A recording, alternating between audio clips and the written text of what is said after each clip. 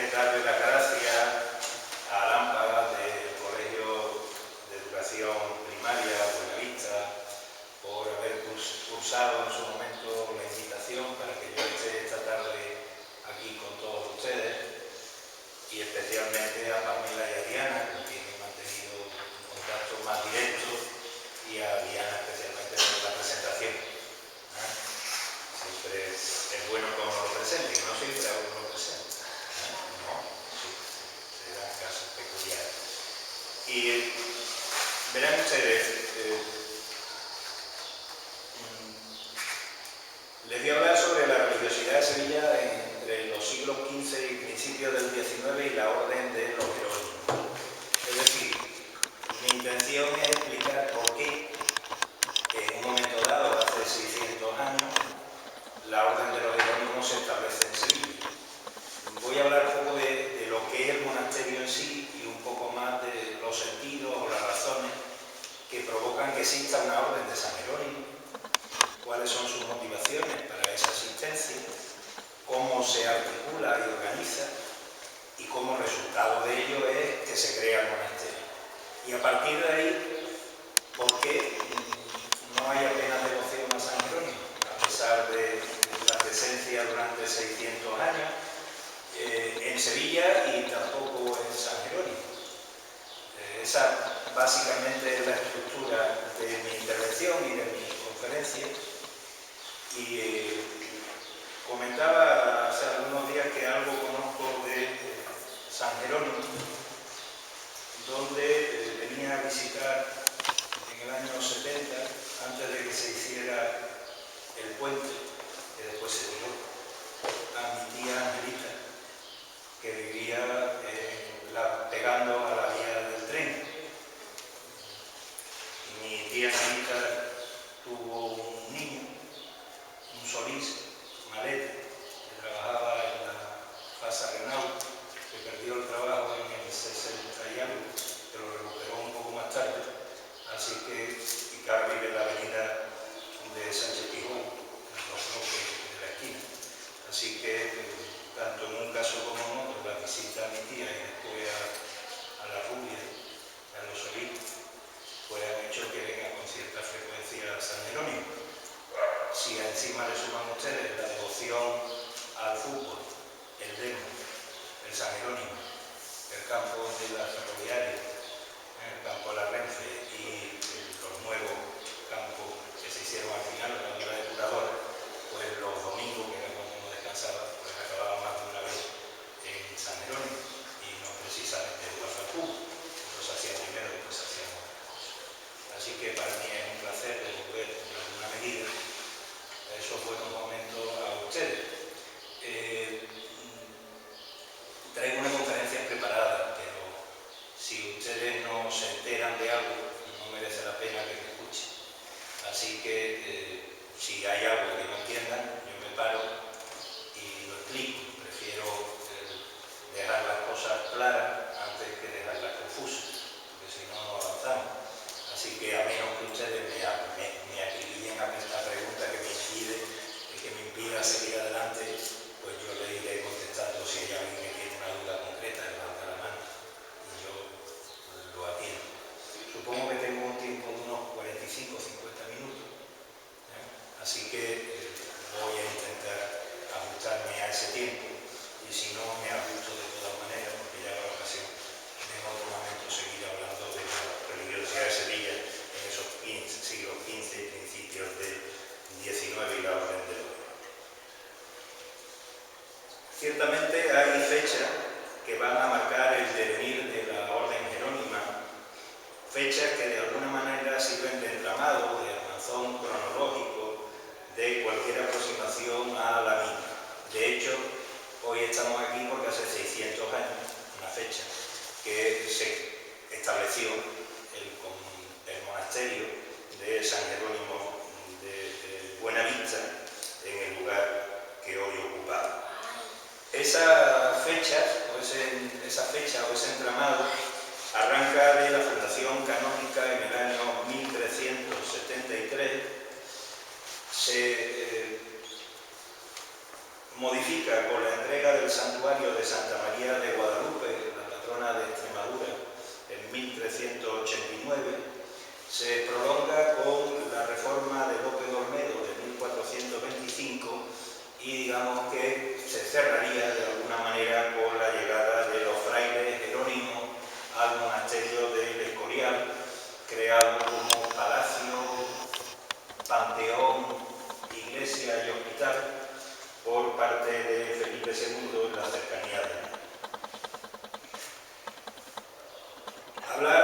esa orden de San Jerónimo y hacerlo en el monasterio de Buenavista, que fue refugio de los reyes en su visita a Sevilla, quizás sea un sitio indicado para definir a la orden y a su devenir, porque lo que caracteriza la orden de los Jerónimos, como habrán visto por la fecha, sobre todo por la última, por la que hace referencia a Felipe II, es la monarquía, y la orden aparece unida a los proyectos dinásticos de la misma desde los inicios de su andar divino. Y es que la orden de los Jerónimos se incardina de forma clara en la realidad eclesiástica de la corona de Castilla durante el siglo XIV. Durante el siglo XIV, la documentación conservada parece testimoniar un aumento del número de anacoretas, de eremitas, de aquellos, anacoretas y eremitas son aquellos que se alejaban del mundo en un lugar solitario con el fin de realizar una vida religiosa. El proceso parece indicar que el crecimiento de tales anacoretas o eremitas se encuentra en relación inversa a la crisis que padeció el cenobitismo. Los cenobitas son los que hacen vida en común, los eremitas son los que hacen vida separada. Y dentro de ese cenobitismo, la orden que entra en crisis es especialmente el benedictismo cisterciense, es decir, los benedictinos, los que siguen la regla de San Benito. Crisis que se había marcado en el siglo XIII de manera clara, porque esa crisis del cenobitismo benedictino, de los monjes, viene de la mano, aparte de otras razones, del aumento de las órdenes mendicantes y por lo tanto de los frailes, fundamentalmente de franciscanos y dominicos. Frente a los benedictinos que vivían en el medio rural, alejados de las ciudades, los frailes, dominicos y franciscanos van a aparecer fuertemente arraigados en el medio urbano. Salvo el aumento del número de anacoretas, es decir, de gente que vive sola, haciendo vida religiosa, la documentación poco más nos indica. Justamente porque si uno vive en soledad, vive apartado del mundo, pues deja escasos testimonios documentales, porque apenas si deja rastro en la documentación. Sabemos que algunos de esos eremitas, algunos de esos anacoretas, tenían una especial veneración por San Jerónimo. Lo que no sabemos es si seguían mucho o poco la regla, el estilo de vida o los ideales del santo. Ese fenómeno de unión entre anacoresis y devoción a San Jerónimo va a aparecer en Castilla, pero sobre todo no son conocidos esos grupos en Italia. Así, entre 1319 y 1377 vive en Italia un tal Tomás Suquio, que es un terciario franciscano, por lo tanto tiene devoción a San Jerónimo, pero es franciscano, es decir, no sigue la regla de San Jerónimo. Es un eremita que además le dio por profetizar que el Espíritu Santo, saben ustedes que hay tres etapas en la vida, digamos, del género humano. Una primera que se desarrolla hasta la llegada de Cristo, una segunda que se desarrolla con la llegada de Cristo hasta que se abre una tercera etapa, que sería la llegada del Espíritu Santo, que es el Apocalipsis. Por lo tanto, cuando llegue el Espíritu Santo, el mundo terminará. El fin del mundo aparece asociado con esa llegada del Espíritu Santo. Así que, según Tomás Suquio, el Espíritu Santo vendría sobre España. Así que habría que venirse a España con objeto de esperar la venida de ese Espíritu Santo y estar lo mejor preparado posible para él. Así que muchos de sus seguidores, con la devoción a San Jerónimo y la devoción al Espíritu Santo, se van a trasladar a Castilla desde mediados del siglo XIV.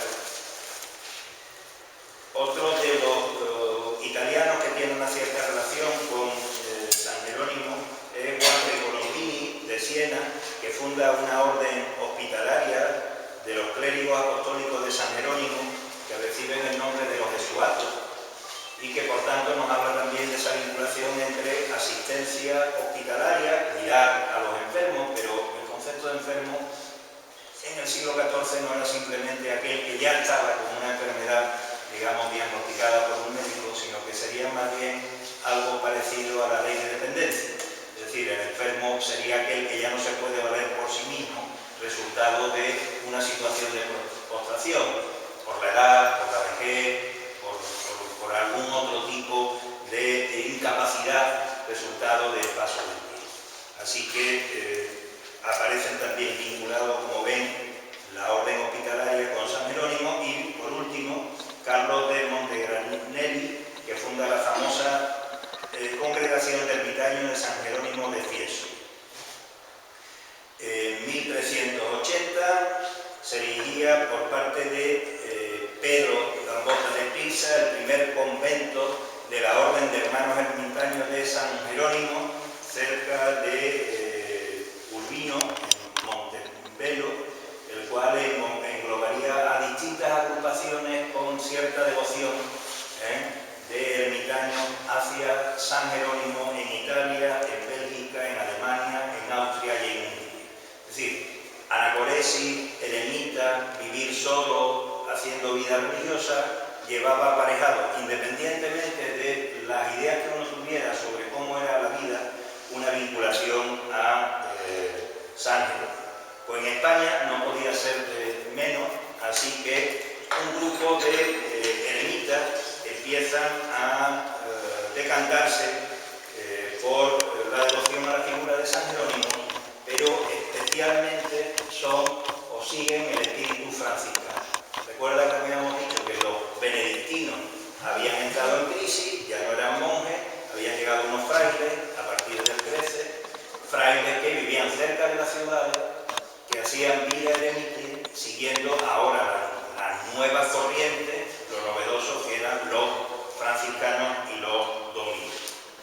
Así que aparecen distintos grupos en Valencia, en Mallorca, en Hamburgo, en Santander, pero sin embargo van a ser los que procedían de Italia, eso de Tomás Uquio, que habían venido a ver si llegaba el Espíritu Santo por España, que era lo que había anunciado, los que se asientan en Guisando, se asientan en Villaescusa, en Madrid, se asientan en el Castañar. Y es justamente este último de los núcleos, de esos espirituales, que es el término que reciben, los que esperan la llegada del Espíritu Santo, los que van a estar o van a dar origen en el Castañar a la orden de San Jerónimo. Para poder entender cómo se estructura la orden de San Jerónimo, hace falta conocer a algunos personajes. Los tienen ustedes en grande en el claustro, tapando los andanes, y están en el Museo Provincial de Sevilla, pues si los quieren ver en otro tamaño, porque procedían justamente de estos espacios en los cuales estaban decorando la iglesia, que fue más tarde desamortizada. Bien, Pedro Fernández Pecha. ¿Quién es este personaje? Todos estaban, como digo, en el Castañar. Estaban aquellos frailes italianos que creían en el Espíritu Santo y otros personajes que se incorporan para hacer vida como eremita. Pedro Fernández Pecha, 1326-1402, fue camarero mayor de Alfonso XI y de Pedro I. Es decir, de los dos monarcas que van a ocupar la primera mitad del siglo XIV. Eso de camarero mayor, que suena como un cargo así, poquita cosa, sería el equivalente al ministro de Hacienda, porque es el que cuida, el camarero es el que cuida la cámara, y en la cámara se encuentra el dinero. Por lo tanto, no piensen ustedes que era el que le llevaba el agua con gas al monarca, sino que más bien era el que estaba vigilante del pago de impuestos, sobre todo de los vicepresidentes primero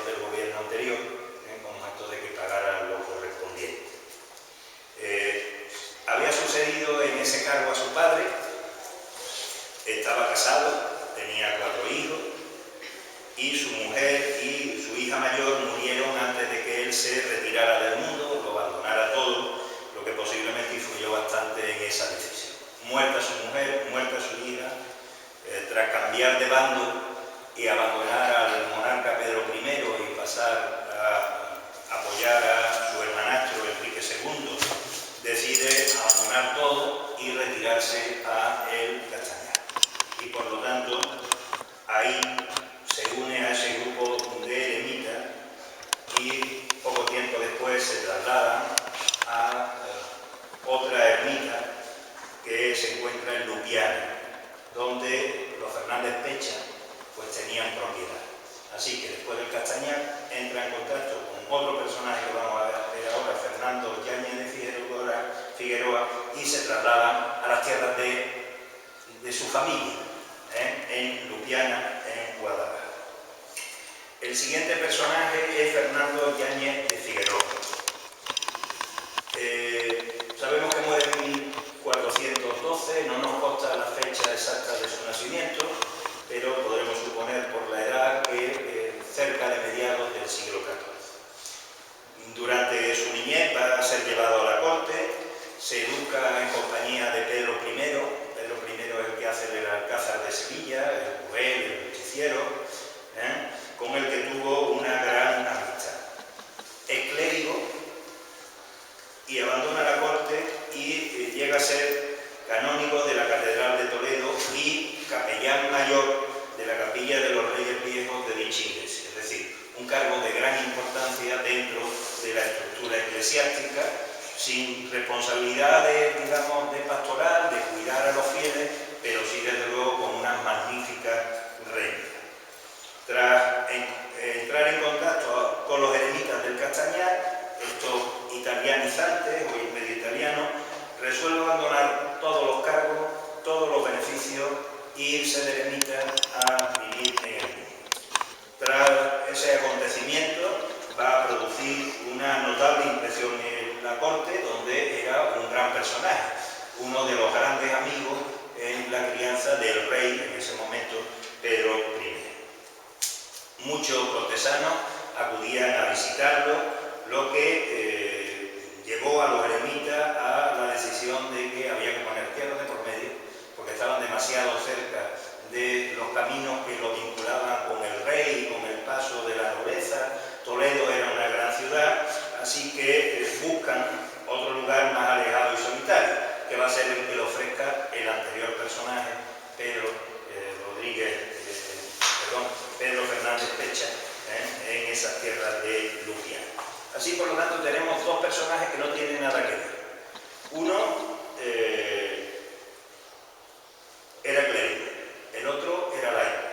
Uno estaba casado con 4 hijos, el otro era célibe, no había tenido contacto, al menos conocido, con mujer alguna. Uno pertenecía a la parte mundana de la corte, se preocupaba por los asuntos económicos, por los asuntos del dinero. El otro era un hombre de iglesia, un hombre que conocía la liturgia, que conocía las obligaciones del religioso y apartado, en principio, de los asuntos cortesanos. Podríamos decir que el primero va a representar el Pedro Fernández Pecha, lo tienen ustedes, como ven, con una iglesia en la mano, porque construye el edificio y los edificios se construyen con dinero. Vean que también aparece por ahí el Espíritu Santo, en forma de paloma, rodeándolo, con esa idea de que van a llegar los nuevos tiempos, que va a venir el Espíritu Santo y que va a llegar el fin del mundo.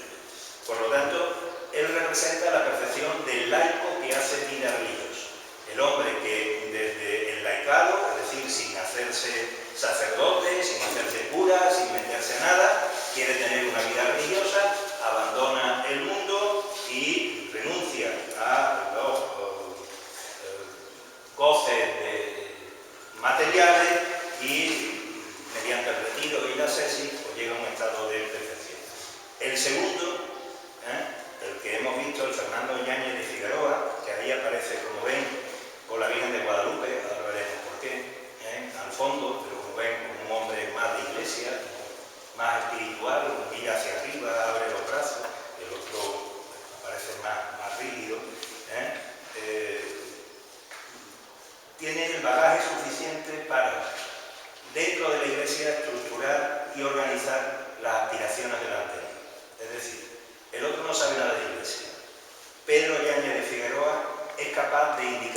cuál puede ser el camino para llegar a la perfección de una vida organizada religiosa.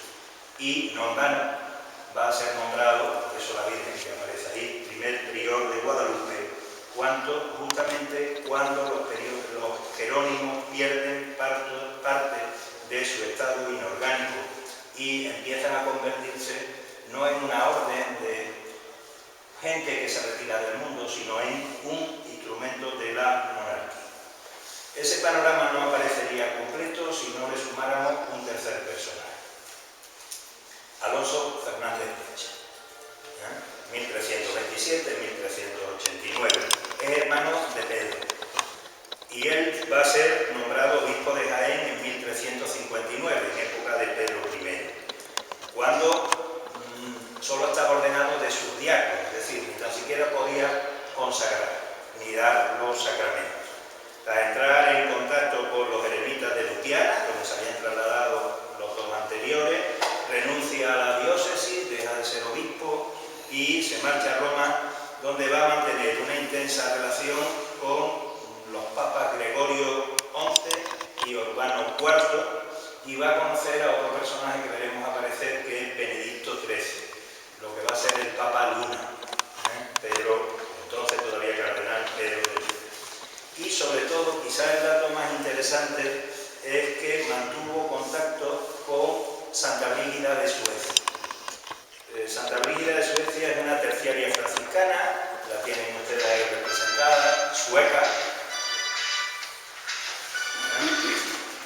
la cual entra en unos estados místicos y sigue una serie de visiones, de revelaciones, en la cual se le suele aparecer Cristo como un elemento claro de la pasión, y es la responsable de los Cristos, por eso aparece ahí el Cristo delante, los Cristos de 4 clavos, es decir, porque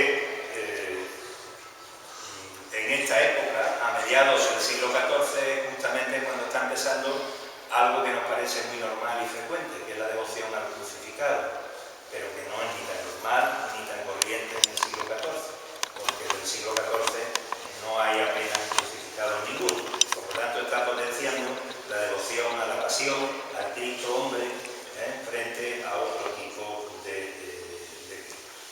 Y justamente esa espiritualidad, esa devoción de Brígida de Suecia, que tiene una importante visión del sufrimiento y el padecer de Cristo como vía de perfección, que va a acabar, si podemos lo veremos, en la Semana Santa y en la participación en los cortejos de Nazareno, imitando a Cristo, igual que Cristo se penitencia, pues hoy nos penitenciamos. Eso se inicia justamente con estas visiones de Santa Brígida. Y por lo tanto los jerónimos, que tenían un contenido muy importante de franciscanismo, van a adoptar esa visión de Cristo a través de las revelaciones de Santa Brígida.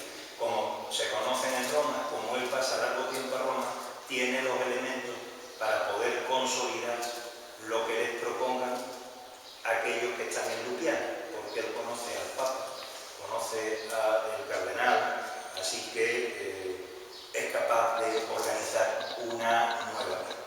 ¿Y cuál era esa vida que hacían esos eremitas que estaban en Lupiana? En esa ermita ahí en medio de la nada, sin camino, sin manera de ir, donde había un hombre casado que había sido ministro de Hacienda, y otro que había sido obispo, y otro que había sido capellán mayor, algún que otro eremita de otra naturaleza. Pues lo normal es que se desarrollaba la vida en torno a una ermita central. No había un monasterio, había una ermita y los ermitaños vivían en distintas casas, distintas pequeñas habitaciones repartidas por el entorno, y se reunían solamente para hacer el rezo de los oficios divinos y para la misa. Era la única vida en común. Por lo tanto, no había una vida en común. Comían en sus celdas, se buscaban la comida, se organizaban, si estaban enfermos se curaban como podían, seguramente uno y otro se visitaban, pero básicamente estaban en soledad dedicados a la oración. No había ninguna regla, no se les decía lo que tenían que hacer, no tenían ningún voto, no habían prometido nada, no formaban parte de ninguna orden, no vestían ningún hábito. Era gente que se reunía en torno a una ermita y cuando quería se iba, cuando quería venía, cuando quería iba para un lado o iba para otro. Ese estado inorgánico, pues como siempre, asusta un poco a la Iglesia, porque eso de que la gente se reúne para hacer cosas por su cuenta, sin que exista un sacerdote que los vigile y los controle, que le ponga normas, que le diga cómo tienen que hacer las cosas, pues provoca un serio recelo.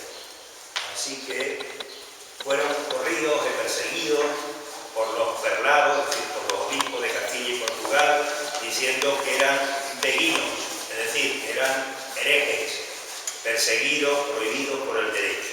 O comenzaron estos santos varones a ser perseguidos o color del estado que tenían no había sido aprobado. O, como dice Fray José de Sigüenza, a estos santos que no tenían religión en regla, no es religión aprobada, es regla, que vivían sin voto, sin obediencia, sin orden, llamabanles beguinos y vegados, términos que indicaban que eran heterodoxos, es decir, que eran herejes. Pues bien, justamente en este momento es cuando hay que decidir organizarse, porque si no se les va a prohibir su modo de vida, ¿no? Así que, al igual que muchos otros helenistas, que eran perseguidos en Castilla porque no se sometían a normas, habían optado por hacerse franciscanos, este grupo de Lupiana pues decide que no se quieren hacer franciscanos. Es decir, lo normal para salir de esta situación es declararse franciscano de la tercera regla, ponerse el hábito franciscano, someterse a las normas y seguir haciendo su vida. Ellos aspiran a un estado más perfecto y, con objeto de mantener lo que venían haciendo, pues deciden que Gregorio XI les cree el 15 de octubre de 1373 la orden monástica de San Jerónimo, y con hábito blanco y capa y escapulario marrón, y junto con la autorización de la orden consiguen que el Papa les autorice también a crear 4 conventos o 4 monasterios: San Bartolomé de Lupiana, donde estaba, San Jerónimo de Guisando, donde habían estado un grupo de ellos, Santa María de las Islas y San Jerónimo de Corral Rubio. Así que con estos 4 empiezan a andar los jerónimos, que ya tienen normas, que ya tienen reglas y que ya empiezan a someterse a la regla de San Agustín. El año 1389 se le da a esos jerónimos, y especialmente a Yáñez de Figueroa, para que sea su primer prior, el santuario de Santa María de Guadalupe, y se establece, por lo tanto, la orden ignacia. El santuario de Santa María de Guadalupe, ahí tienen ustedes la imagen de lo que es el actual monasterio, hoy franciscano, no jerónimo, y la puebla de su alrededor, era una auténtica potencia económica, agrícola y ganadera. El monasterio era el señor de la puebla de Guadalupe y de Valdepalacio. Tenía exenciones tributarias para sus ganados en plena ruta de la transhumancia, de tal manera que las ovejas que pertenecían al monasterio no pagaban impuestos ni pagaban ningún otro tipo de renta cuando realizaban el paso desde los pastos de invierno a los pastos de verano, lo que suponía un ahorro importante. Además, como están en plena ruta de la transhumancia, todo el que bajaba por esa ruta sí les pagaba a ellos impuestos. Tenían que pagar el impuesto para poder pasar con el ganado, el impuesto por permitir que el ganado comiera en las distintas dehesas, se alimentaran, al mismo tiempo que recibían un número importantísimo de rentas y de mercedes regias desde época de Alfonso XI, que era el padre de Pedro I. Así que el que determina quién va a gobernar ese santuario, con esa puerta, con todo ese conjunto de disposiciones, con todo ese número de preventa, de franquicia, de libertad, de regalo, va a ser el monarca. Y el monarca decide en 1389 que los que se van a llevar la renta y para que cuiden ese monasterio, en medio de la nada también, Guadalupe sigue estando hoy en medio de la nada, va a ser el monarca. Así que a partir de ese momento, esos monjes que vivían en celdas solos, que tenían una pequeña ermita, que se habían abandonado la corte, que habían huido de los cargos, que estaban intentando hacer una vida en soledad, que buscaban la pobreza y la limosna como forma de mantenimiento, pues se transforman automáticamente en otra cosa. Así que para poder entender esa transformación de cómo estos grupos acaban convertidos en una potencia económica y en un gran monasterio, hay que ver un poco la política de los trastámaras. Los trastámaras son los hijos bastardos de Alfonso XI, el padre de Pedro I, y que era el rey legítimo, al cual su hermano Enrique II, y habido con doña Leonor de Guzmán, la conocida como la Bella Fembra, tenía 32 años cuando el rey tenía 16 y la dejó embarazada por primera vez, así que eso se considera prácticamente infanticidio.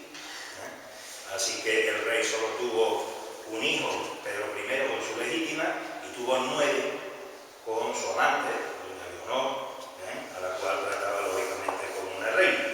Bien, lógicamente en ese proceso hubo un enfrentamiento entre Pedro I y los trastámaras, cuando llegan por fin, entre otras cosas porque rápidamente ordena que doña Leonor de Guzmán pues pasa a mejor vida, y en el sentido literal del término, a mejor vida, así que ordena que desaparezca la amante de su padre y con ello todas las libertades correspondientes. Así que eso provoca que los trastámaras, apoyados por la nobleza y acusando a don Pedro I de cruel, pues a propia mano Enrique II Trastámara le dé una puñalada y le corte el cuello, y después con una espada le corte la cabeza a su propio hermanastro y con sus propias manos. Así que, como comprenderán, eso de coger al rey legítimo, cortarle la cabeza, darle puñalada y quitarlo de en medio de esa manera, pues lleva a la necesidad de justificar por qué uno hace eso. Y por lo tanto, elaborar toda una propaganda en la cual está descalificar al monarca anterior y ponerse uno todas las medallas posibles. En el proceso de descalificación está en que Pedro estaba loco, que era un cruel, que no atendía razones, y sobre todo en la propaganda favorable a la nueva monarquía, que son los trastámaras, es decir, que ellos son los mejores. ¿Y qué es ser un buen rey de Castilla? Básicamente ser un rey muy cristiano. Ser un rey que apoya a la Iglesia, que la apoya de todas las maneras y que lucha frente a los enemigos de la fe. Así que hay que hacer una campaña de apoyo a la Iglesia. Pues bien, Juan I, que es el hijo de Enrique II, el que había matado a su hermanastro, por lo tanto sobrino del anterior, inicia una reforma de la Iglesia en la corona de Castilla. Y para eso va a necesitar, para hacer esa reforma, dos cosas. Una reforma educativa, que desde entonces llevamos intentando acometer, con objeto de permitir tener, en este caso, clérigos cultos y bien formados, y evitarse tener que importarlos, porque se tenían que traer de fuera, porque no había, el clero castellano no estaba lo suficientemente preparado, y por lo tanto los cargos principales los ocupaban los extranjeros, que venían mejor cualificados. Así que, punto 1, crear cuadros bien formados, y punto 2, crear grandes reservas de vida contemplativa. Es decir, hacer que la gente fuera religiosa en profundidad y religiosa en sentimiento. Y que cuando uno viera lo bien que se comportaba alguien que tenía una vida interior rica y que veía a Dios y que hablaba con Dios y que rezaba con Dios, se suponía que mediante una cosa que se llama la reforma ejemplar iban a hacer como ellos. La reforma ejemplarizante fue un desastre absoluto, pero el monarca al menos intentó hacer que la gente tuviera una rica vida interior. Y justamente en esa segunda vía, el de que la gente tuviera una rica vida interior, capaz de comunicarse y de meditar sobre Dios, es donde aparecen los monjes. Los franciscanos y los dominicos, que eran los que estaban de moda en ese momento, se dedicaban a una vida activa, es decir, a predicar, a confesar, a participar, a fomentar devociones, pero no a una vida reflexiva, no a una vida interior. Entonces tendrían que buscarse a los antiguos monjes, los benedictinos, pero había que reformarlos, había que buscar a los extranjeros, las órdenes extranjeras, en este caso la cartuja, así que había que incorporar a los cartujos. En esta misma época, ahora veremos algún caso, esos jerónimos van a ser sustituidos o van a aparecer también con cartujos, la cartuja de Santa María de las Cuevas, prácticamente de la misma fecha que este monasterio, por lo tanto, traer a gente con una fuerte reserva de espiritualidad y, por último, apoyar a los jerónimos. Los jerónimos eran una orden de raíz contemplativa. No necesitaba ninguna reforma, porque no había sido precisa hacer reformas. Los benedictinos se habían ido deteriorando y había que reformarlos.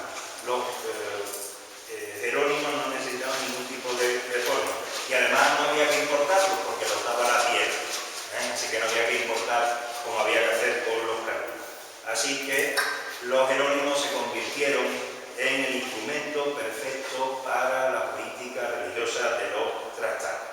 Y dentro de ese potencial a la orden, para que más se sintieran llamados para hacer frente a ello, es la entrega de Guadalupe, de la renta y de la devoción a Guadalupe, a una orden hispana, que no era extranjera, que rompía con las órdenes mendicantes, que era una orden monástica y que recogía, por tanto, el intento de que se desarrollaran por toda la geografía de Castilla, que dejaron de ser pequeños núcleos para empezar a generar nuevos monasterios.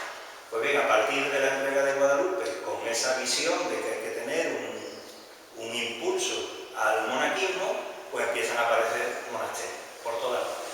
En Andalucía el primero se va a fundar en Valparaíso de Córdoba en el año 1403. En 1403, antes de 1403, vivía un grupo de eremitas en Córdoba, entre los que destacaba un fray vasco, un ermitaño portugués, procedente de Italia, como ven esa tendencia a la búsqueda del Espíritu Santo, que recaba ayuda de Inés de Pontevedra y de su marido Diego Fernández de Córdoba, alcaide de los Donceles, un gran personaje dentro del reino de Córdoba, quien van a donarle los terrenos necesarios para que se construya ese monasterio de Valparaíso, aunque la obra no comienza, aunque la fundación es de 1403, la obra no va a comenzar hasta 1408, cuando se autoriza que se establezca el monasterio y que se haga todo. En ese proceso de expansión, el siguiente es San Jerónimo de Buenavista, en el año 1414. Creo que les han dado ustedes información más que sobrada. Nicolás Martínez de Medina, 24 de la ciudad, tesorero y contador mayor de Juan II.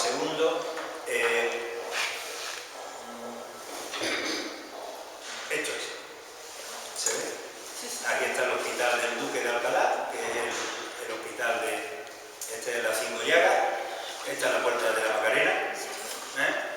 Aquí está la Rinconada, pues entre la Rinconada y el hospital, pues aparece el espacio este de San Jerónimo. Pues es un grabado del siglo XVII. Ahora lo volveremos a ver porque vamos a ver también San Tiponte y vamos a ver con eso mismo otras cosas. Saben ustedes que como esto de que su hijo, que estaba en Guadalupe, viniera a Sevilla, pues decidió crear para su hijo pues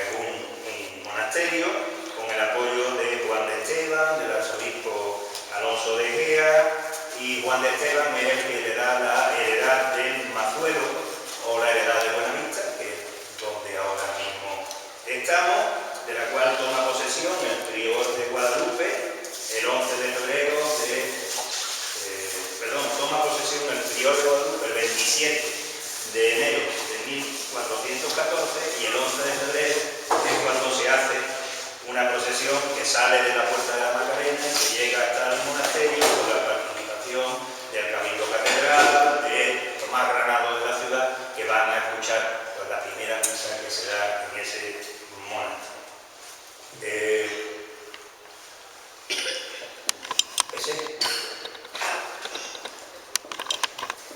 Pero los jerónimos se multiplican a partir de ahí con una gran rapidez. Es decir, hemos visto dos de las fundaciones. Cuando se produce la fundación sevillana, San Jerónimo, el número de casas de los jerónimos es de 25. Eran casas cada una independiente entre sí. Por lo tanto, no hay una orden formada como tal. Tienen una regla que todos siguen, ya visten el mismo hábito, viven de la misma manera, pero no están en dependencia uno con respecto a otro. Son 25 casas autónomas. Cada una puede hacer lo que quiera, sin dependencia directa. Así que eso hace pensar que haya que organizarlo de alguna manera. Habría que intentar, por lo tanto, someterlos a una única cabeza y que no dependieran de los obispos, porque cada una de esos monasterios, piensen que son laicos, no son religiosos, dependen del obispo, y el obispo es el que les autoriza que hagan su forma de vida. Así que el año 1414, ahora sí ya, Benedicto XIII, Papa, que había conocido a uno de los fundadores en su instancia en Roma, pues le otorga por su bula la capacidad de convertirse en una orden, de convocar capítulos generales. Así que al año siguiente se convoca un capítulo general en Guadalupe, se elige el primer general, se llama principal, el término que aparece en la bula, general de la orden, y se aprueban unas mínimas instrucciones de qué manera había que convocar los capítulos, cómo se tenían que organizar y cómo tenían que llevarse a cabo la unión entre los distintos monasterios, quién dependía de quién, en qué medida, de qué manera. Así se articula algo autónomo en algo formal. Hoy diríamos pasar de los círculos de Podemos, ¿no?, a una estructura organizativa, es decir, ¿quién manda? Son todos autónomos, hay que estructurarse. En el capítulo de 1418, una vez que se intenta esa unificación y poner a alguien al frente, sale elegido Lope de Olmedo, general de la orden. Y Lope de Olmedo lo que intenta es reformar. Le parece que la orden de San Jerónimo ha perdido el sentido de las cosas, se ha dejado llevar por el dinero y por la renta, han abandonado el espíritu primitivo y lo que tienen que hacer es volver al espíritu inicial. Y propone abandonar la regla de San Agustín y adoptar como normas básicas lo que se suponía que era una regla de San Jerónimo, que tampoco tenemos muy claro si San Jerónimo alguna vez hizo o no hizo una regla. Así que lo que intenta es hacer que los jerónimos se parezcan cada vez más a los cartujos, con una ascesis, es decir, un control, un dominio, un sufrimiento del cuerpo, un padecer, pasar frío, dormir mal, no comer, no dormir, romper el sueño, hacer el rezo continuo, que le lleva a prohibir, por ejemplo, que los monjes pudieran comer carne, que se les obligara a guardar clausura y no salieran, y que se disciplinaran 3 veces por semana, es decir, que se dieran latigazos en la espalda al menos 3 veces por semana. Ese plan implicaba modificar prácticamente lo que era la estructura de la orden. En ese proyecto trabaja entre 1420 y 1430, con el apoyo fundamentalmente de los papas, pero el resto de la familia jerónima no me parecía muy oportuno y prefería comer todos los días carne, no guardar clausura, y eso de disciplinarse 3 veces por semana, pues como que no. Así que Lope de Olmedo pues opta por la reforma ejemplarizante, es decir, demostrarle a los jerónimos lo bien que se vive si se siguen las normas. Así que lo primero que hace es crear un monasterio que le sirviera de base, que es el de Cazalla. Así que el año 1424 establece la reforma en el monasterio de San Jerónimo de Cazalla. San Jerónimo de Cazalla va a ser abandonado en 1476 y va a ser ocupado por los cartujos. Es decir, lo que era el monasterio de San Jerónimo es lo que hoy es la Cartuja de Cazalla. Así que desde ahí pues va a intentar convencer al resto de los jerónimos que se sigan esas nuevas reglas, esas nuevas normas más estrictas, hasta que en el año 1431 se depone al arzobispo Diego Lanaya como arzobispo de Sevilla y se le entrega a Lope de Olmedo el arzobispado de Sevilla. Y con el arzobispado de Sevilla se le entrega también el monasterio de San Isidoro del Campo, que estaba en manos de los Guzmán. Así que ese Lope de Olmedo ahora se traslada muy cercano a San Jerónimo. Recuerdan que lo habíamos visto antes, este es el río Guadalquivir, esta sería una de las puertas, la puerta de San Juan, esta sería la Cartuja, aquí estaría el viejo Santiponce, esto supongo que saben ustedes, el anfiteatro de Italia, y aquí está el monasterio de San Isidro, con el cerro de Santa Brígida, que todavía sigue con un pequeño arbolito arriba, que es el que se identifica en el Algarrobo. Pues bien, ese monasterio de San Isidoro había sido cisterciense, por lo tanto había sido benedictino, es de los escasísimos casos que hay benedictinos en Andalucía. Solo hay dos monasterios benedictinos en Andalucía, porque cuando Andalucía se conquista ya estaba pasada la moda de los benedictinos, ya estaban los franciscanos y los dominicos, así que es un caso especial, ese de 1301, establecido por los Guzmanes sobre San Isidoro, sobre supuestamente la tumba de San Isidoro en Sevilla la Vieja, vinculándolo con el San Isidoro que hay en León, porque los Guzmanes son leoneses y por lo tanto de alguna manera eligen para su entierro el sitio donde había salido el San Isidoro de León, donde se enteraban los reyes de León. Así que ellos optan por esa vía.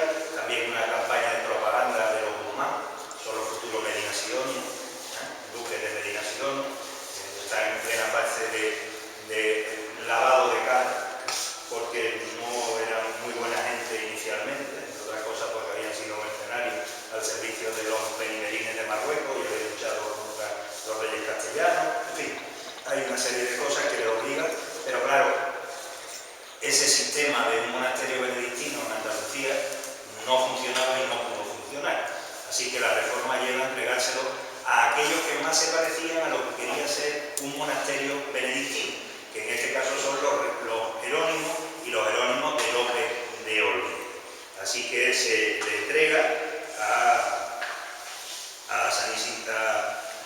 a Lope de Olmedo, y a partir de ese momento esos jerónimos que siguen la disciplina de Lope de Olmedo, como están en San Isidoro, se le van a conocer como Jerónimos Isidros.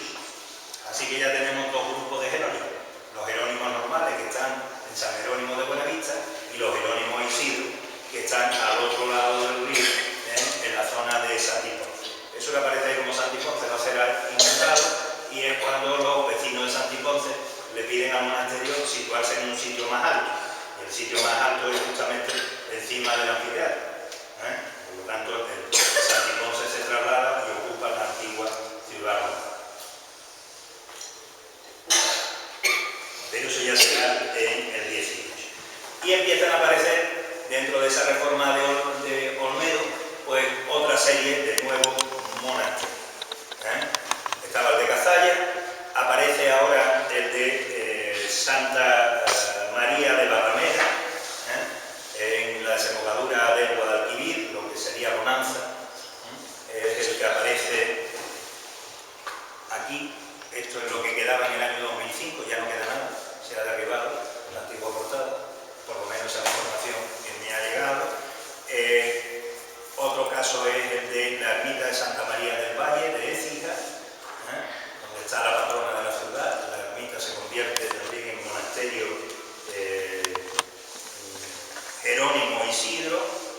Y la ermita de Santa María de Gracia de Carmona está justamente prácticamente a los pies del parador cuando uno sube por ese pequeño camino, así que también forma parte, junto con San Miguel de los Ángeles de San Lucas la Mayor, Santa María del Valle de Cija, como decía, y Santa Quiteria de Jaén. Es decir, prácticamente en los alrededores de Sevilla es donde se implanta la reforma de Lope de Olmedo.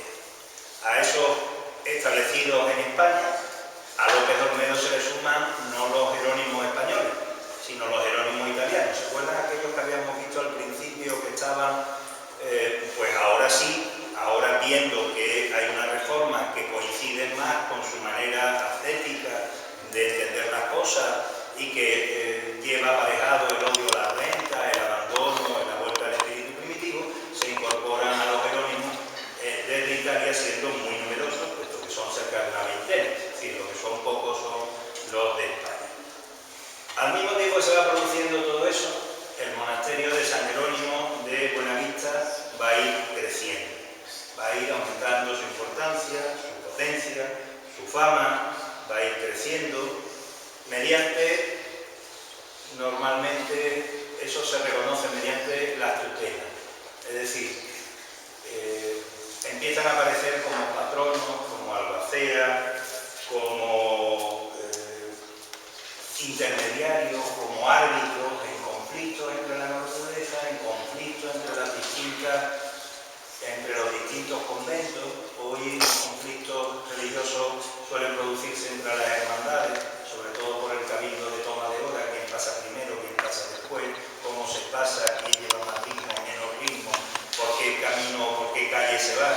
Pues todo eso, cuando alguien tenía un problema de esa naturaleza o de una naturaleza más profunda, el recurso era al prior de San Jerónimo, que era el que tenía la capacidad para resolver los conflictos, o si alguien veía o preveía algún tipo de conflicto, pues lógicamente establecía que el que tenía que intervenir era el prior de San Jerónimo, junto con el de la Cartuja y junto con el de San Isidoro del Campo. Por lo tanto, las tres órdenes monásticas aparecen así tutelando el Hospital de las Cinco Llagas, en este caso como tutores, o bien tutelando el Colegio de Santa María de Jesús, lo que es el origen de la actual Universidad de Sevilla, que estaba en la Puerta Terés, o el Hospital de San Hermenegildo, o, pues quizá el caso más caro, es el de, en esas tutelas, es el del convento de monjas jerónimas de Santa Paula. Así que ese monasterio de Santa Paula va a recibir los confesores, los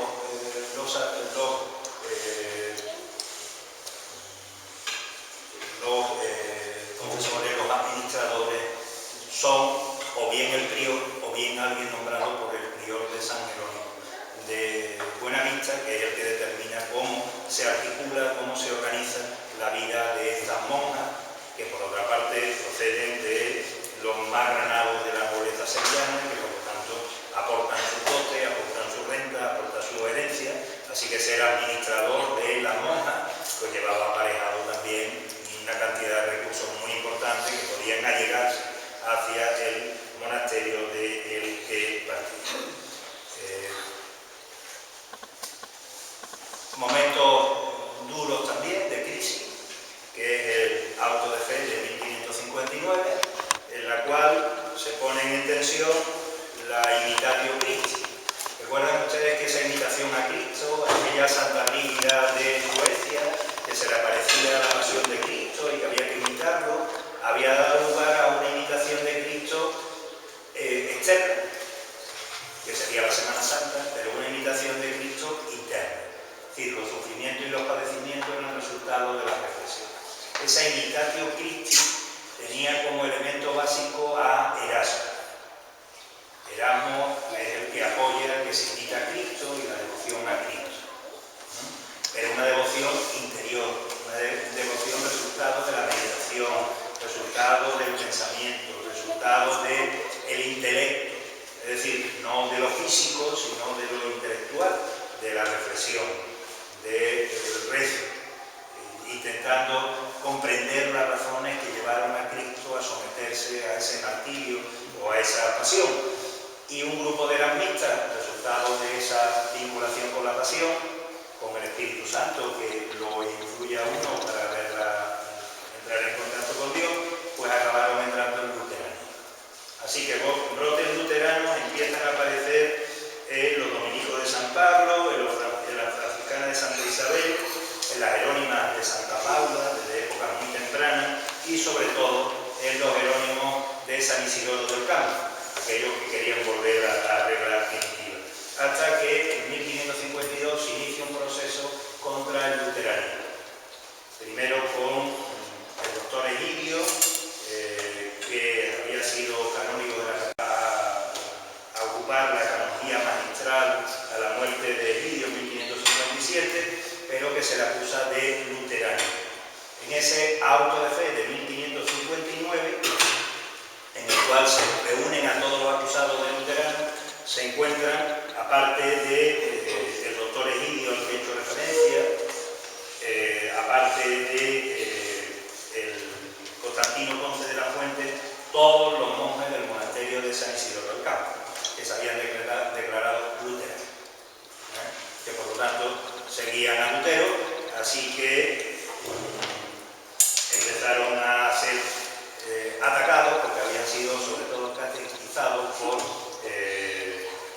Juan Gil, el doctor Egidio, y resultado de ello la aparición de dos personajes jerónimos bastante importantes, que son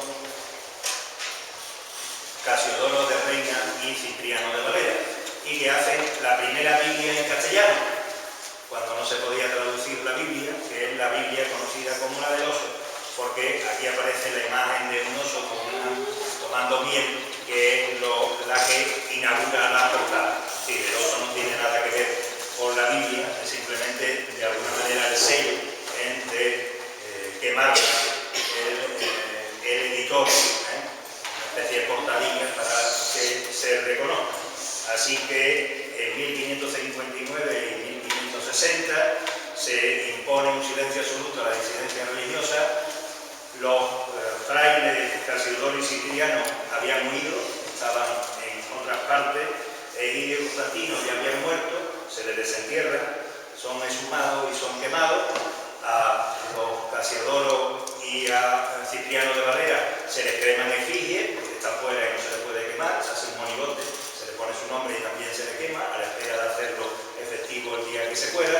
Y al único, lamentablemente, que se le quema de verdad, digamos, vivo, es a otro monje jerónimo, Francisco Fox, de origen francés, que fue lo bastante tonto como para quedarse en Sevilla para que lo apresaran, porque todos los que pudieron huyeron.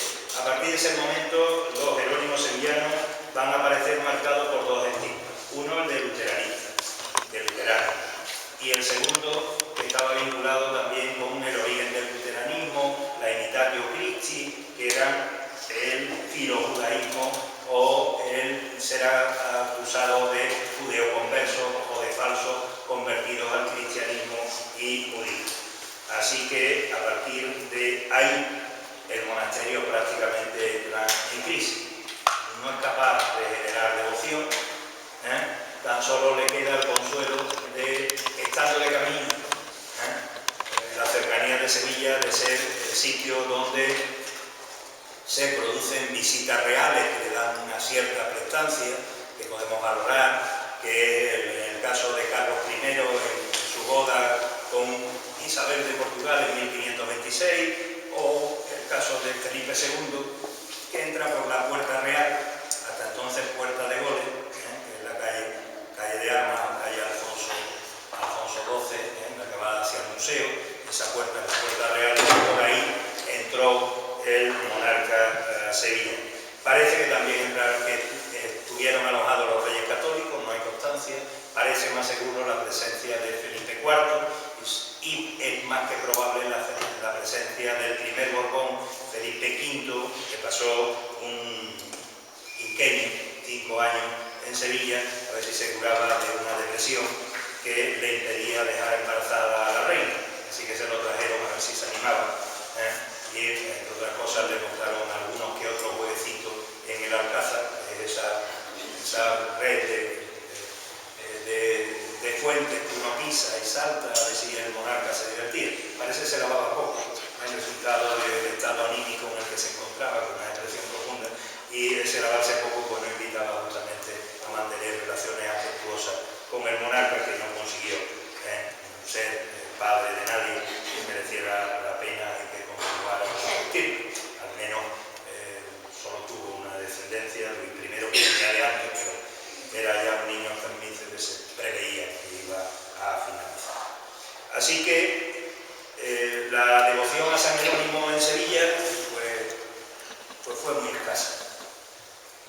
Nadie se disciplinaba, nadie abandonaba las tentaciones, nadie se golpeaba con una piedra en el pecho, nadie se daba o se flagelaba en la espalda, entre otras cosas porque la propia orden tampoco tenía devoción a San Jerónimo. Es decir, cuando se le había dado a optar entre seguir la regla de San Jerónimo que proponía López Olmedo o seguir la regla de San Agustín, casi todos habíamos estado este monasterio incluido por la regla de San Agustín. Y en cuanto a las devociones, eran más devociones franciscanas, en realidad, lo que proponía Santa Brígida, lo espiritual, el culto al Espíritu Santo, que a otras cosas.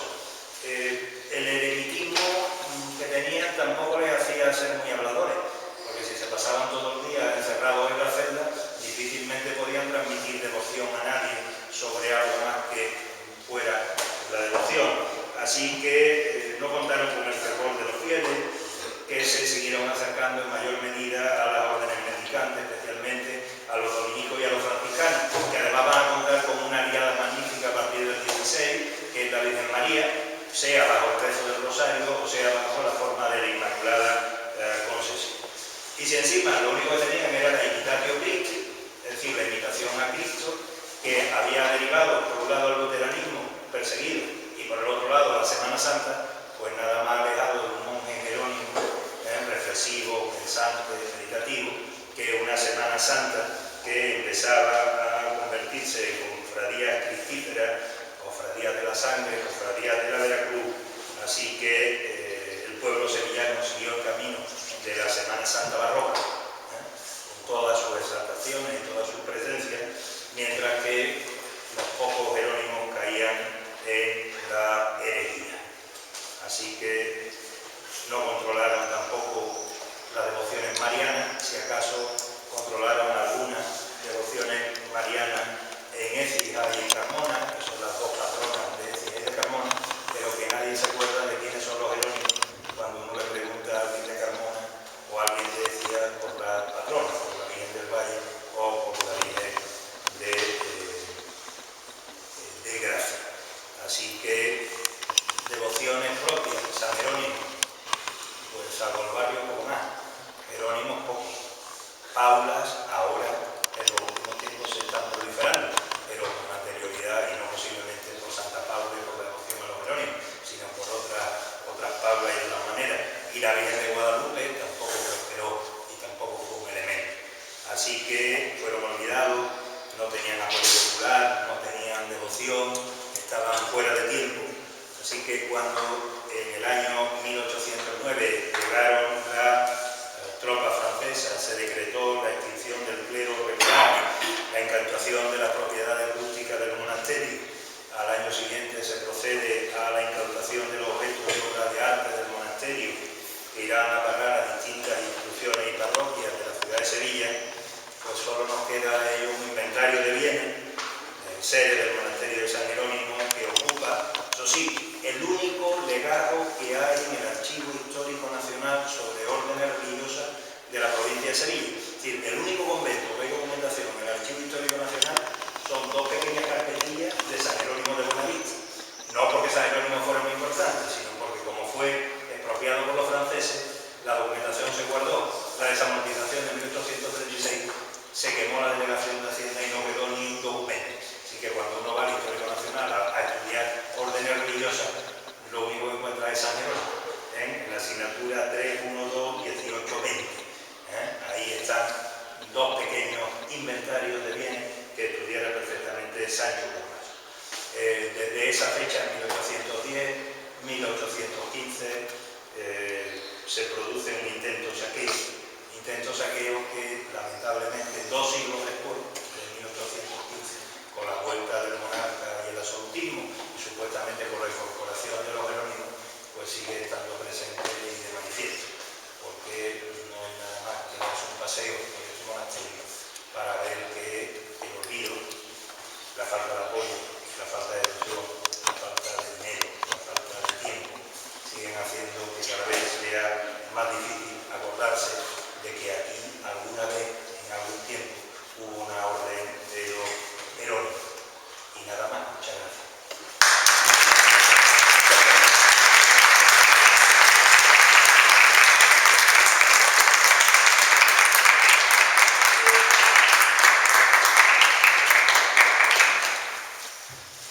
Y ahora, si ustedes tienen una pregunta.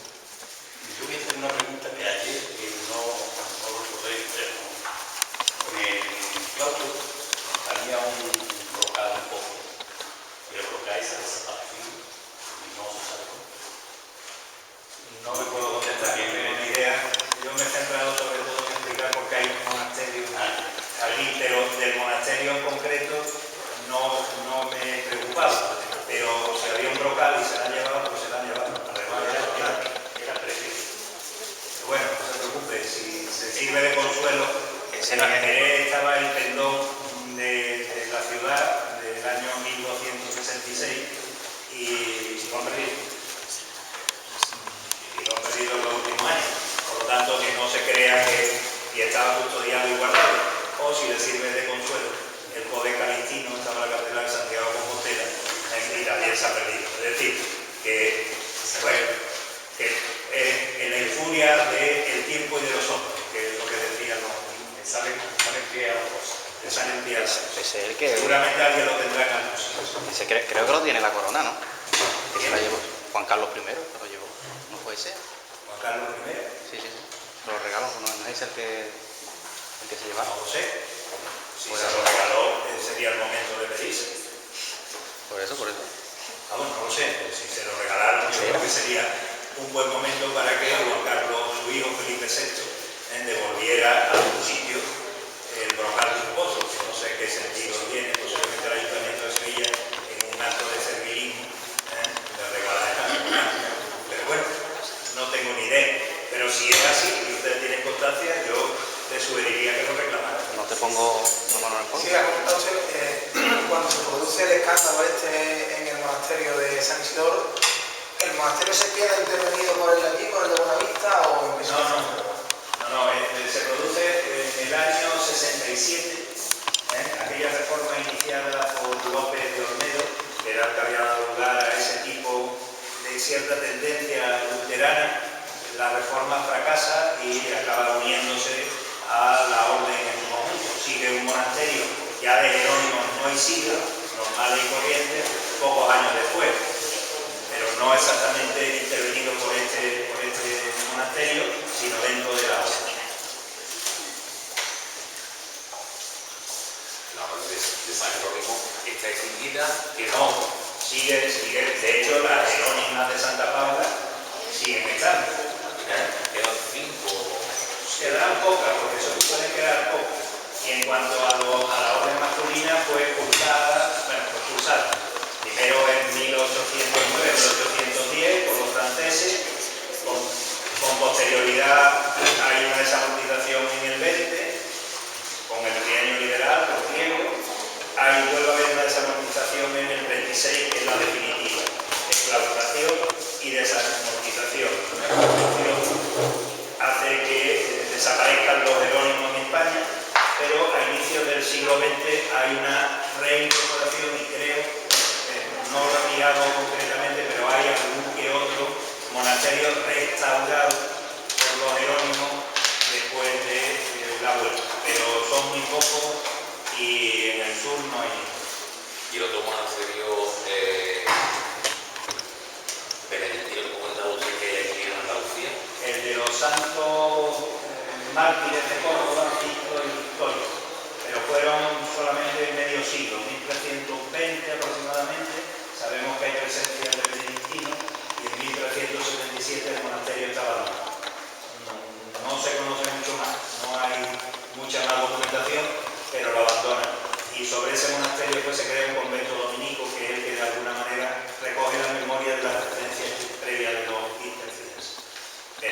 fueron 50 años. Monjas benedictinas sí hay. Está San Clemente, que es del Ciste, y las dueñas que estaban al lado del Palacio de Dueñas, que son también cistercianas. Lo que interesante es. No, las dueñas, que no es... Perdón, el Colegio del Espíritu Santo. No, en medio, entre el Palacio y el Convento del Espíritu Santo, había un convento de las dueñas que hoy es un bloque de piso. En la calle Sol Ángela de la Cruz, creo que se llama. Ya no sé si es Sol o San. Ya la han elevado en la calle Santa Ángela de la Cruz. Cuando uno llega de frente, está a un lado queda lo que está justamente el bloque que hace esquina A la calle Espíritu Santo. a la calle Espíritu Santo y la calle Dueña.